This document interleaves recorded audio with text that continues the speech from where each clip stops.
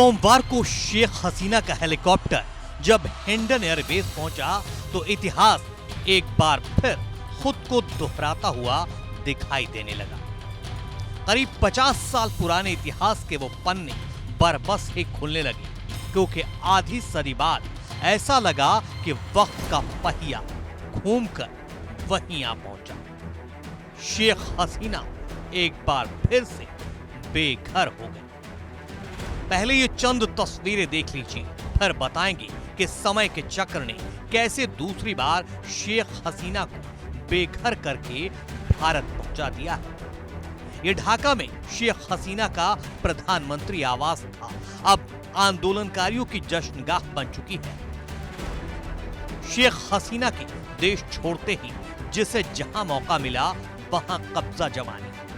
अब बांग्लादेश में तख्ता पलट की ये सबसे हैरान करने वाली तस्वीर देख लीजिए। बांग्लादेश की आजादी के बाद जिन शेख मुजीबुर रहमान के खैर मकदम के लिए 1000 नहीं 10 लाख लोग पलके बिछाए इंतजार में थे, उन बंग बंधु की मूर्ति पर चढ़कर हथौड़े बरसाए जा रहे हैं। लेकिन इसी बांग्लादेश ने अपने बंग बंधु के सीने पर गोलियां बरसाई हैं, तो उसके आगे ये तो कुछ भी नहीं। बात 15 अगस्त 1975 की है। सुबह सुबह ही सेना के कुछ जूनियर अफसरों ने शेख के 32 धनमंडी आवास पर हमला बोल दिया था। पहले शेख मुजीब को गोलियों से छलनी किया, इसके बाद मौत का तांडव शुरू हुआ। बेगम मुजीब को गोली मारी गई। फिर बारी आई उनके दूसरे बेटे जमाल की। उनकी दोनों बहुओं को भी नहीं बख्शा गया और यहां तक कि उनके सबसे छोटे बेटे 10 साल के रसेल मुजीब को भी मौत के घाट उतार दिया गया। 1975 के सैन्य तख्ता पलट में हसीना और रिहाना इसलिए बच पाई क्योंकि 15 दिन पहले ही बांग्लादेश से निकलकर दोनों जर्मनी चली गई थी। 30 जुलाई 1975 की वो आखिरी तारीख थी जब शेख हसीना अपने पिता से आखिरी बार मिल पाई थी।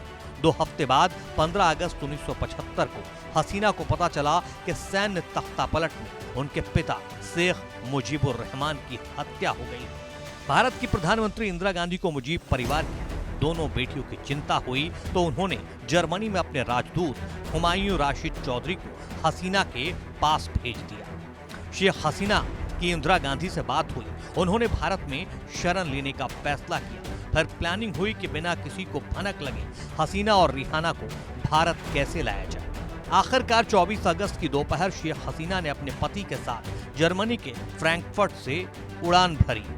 भारत ने उन्हें लाने एयर इंडिया का एक विमान भेजा था। 25 अगस्त 1975 के तड़के विमान दिल्ली पहुंच गया। उन्हें 56 रिंग रोड स्थित एक सेफ हाउस में रखा गया। उनकी असली पहचान छिपाने के लिए मिस्टर और मिसेस मजूमदार की नई पहचान दी गई। खुद प्रधानमंत्री इंदिरा गांधी ने उनका खास ख्याल रखा। जर्मनी से दिल्ली आई हसीना को 6 साल तक तब यहाँ गुजारने पड़े थे। वो 17 मई 1981 को अपने वतन बांग्लादेश लौट पाई थी। इस बार बांग्लादेश में सैन्य तख्ता पलट नहीं हुआ है और न ही हसीना के परिवार को कोई नुकसान पहुंचा है, लेकिन आरक्षण आंदोलन की आग ने हसीना और उनकी पार्टी अवामी लीग के साथ को कुचलने की जो साजिश हुई वो 1975 के हमले जैसा ही है। शेख हसीना आज फिर बेघर है। ऊपर वाला जाने अब की बार वो कब वतन लौट पाएंगे।